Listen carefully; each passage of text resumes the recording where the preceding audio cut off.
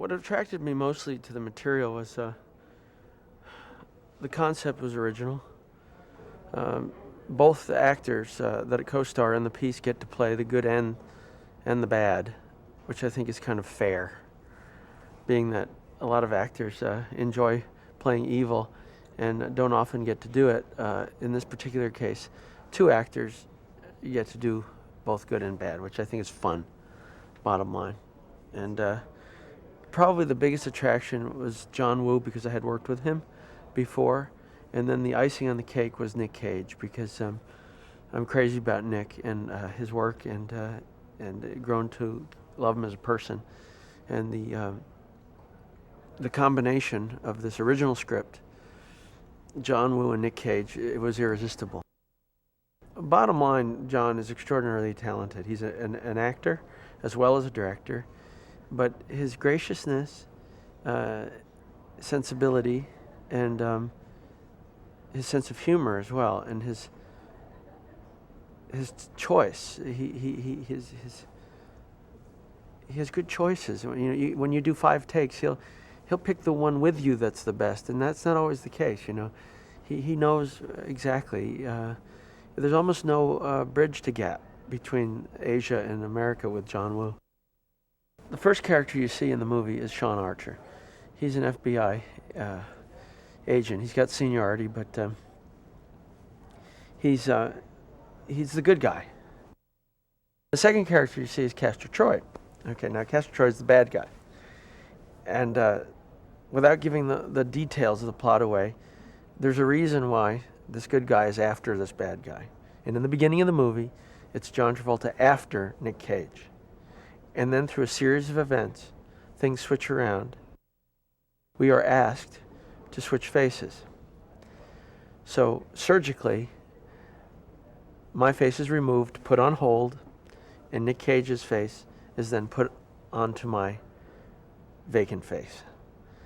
Then I am now the bad guy. Nick wakes up as the bad guy with no face. He now has to put on whatever face is available, which is mine sitting in a ball. He puts on that face. Thus we have the roles reversed. Nick is a true actor. He's maybe one of the truest actors I know, and that he can pretty much do anything he wants to do as an actor. And I think we work similarly that way, where we're not afraid to play bad or good, or and all the colors and nuances of that. So I think he's the right guy to attack in almost a theatrical manner this part. And that's how we did approach this, in almost a theatrical manner. We're both playing the bad guy just a little bigger than life, so it can be entertaining. Because, the great evil men on the screen, gangsters or whatever, were always a little bigger than life, like Cagney or Edward G. Robinson. And because they gave you an entertainment value. Because you can't it's not appropriate to just dislike the evil guy.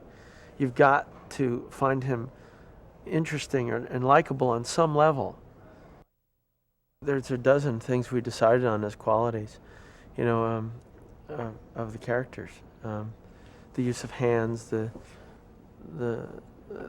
outrageous cadence of the actor, sudden shouting from nowhere, and the false charm, the pretentious charm, things like that. These are all decisions made, beforehand, and rightfully so, because we needed to ask each other permission to do these kinds of things on screen, so we weren't trapped. Are you comfortable if I did this? Are you comfortable if I walk like this? Are you comfortable if I, cried like this? And then, because you're going to have to do it later just like that. I'm a physical actor. I can dance, and the idea action films kind of are very easy for me to do. Using a gun, running, jumping, limping, whatever, are very, very easy things for someone who knows how to dance. So it's always fun and not a big effort for me at all.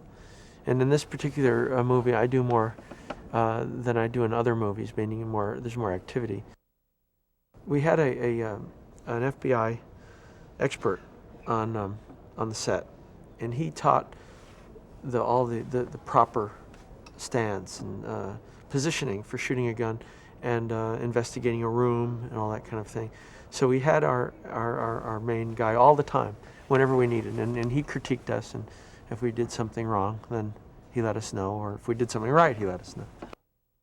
Some days you come on and you're full of ideas, and other days you come on and you don't know how, and he's already figured some move with the camera that, emphasizes something that you were afraid wouldn't read or something. And so he works with the camera like it's clay or a puzzle or a sculpture. He orchestrates a movie as well. He's a real artist in that way, and more unusual than any other action director ever. He uses it as an art form. Oh, I've got several favorite scenes in this film. The one where I come in and I'm already switched identities, so I'm wearing the good guy's face, but I'm really bad, and I see Nick with my face, old face, the bad guy's face on, and I tease and taunt him in the prison by revealing all the people I've just killed, and it's great. I circle him, and it's quite outrageous, and that's one of them that I like. I think the opening credits are quite stunning.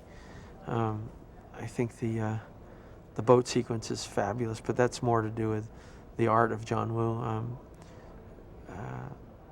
The first hangar scene is terrific. There's so many. I can't even think of all of them. It's hard to think. It's filled with a lot of fun. I mean, it's a very funny movie, as well as it is deadly dramatic. There's this rare mix of action, drama, humor, and poetic filmmaking that is John Woo's magic.